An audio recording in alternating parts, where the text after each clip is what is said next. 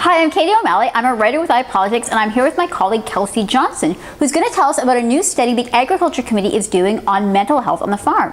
What's going on, Kelsey? So this is actually a really interesting study because in one way it's a joint study. The Liberals and the Conservatives have agreed to do it together, which rarely happens.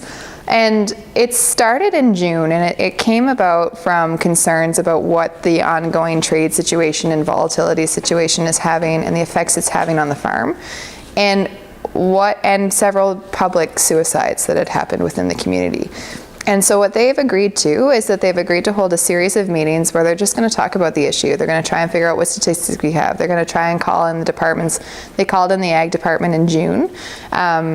They'll meet with farmers. They'll talk with some of the local community foundations that have started to talk about this issue and kind of bring it into a broader perspective of how the Trudeau government's mental health plan also applies to the farm, and what are the unique issues there and what are the similar issues that can be seen across the country.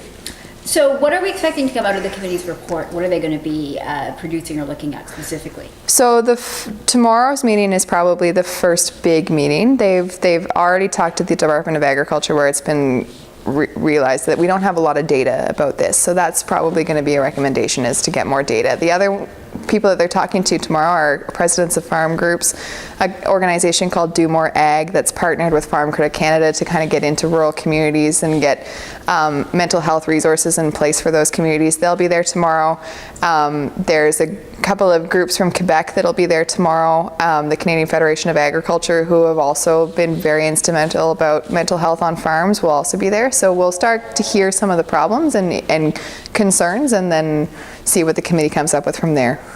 Sounds fascinating. Yeah, it should be interesting.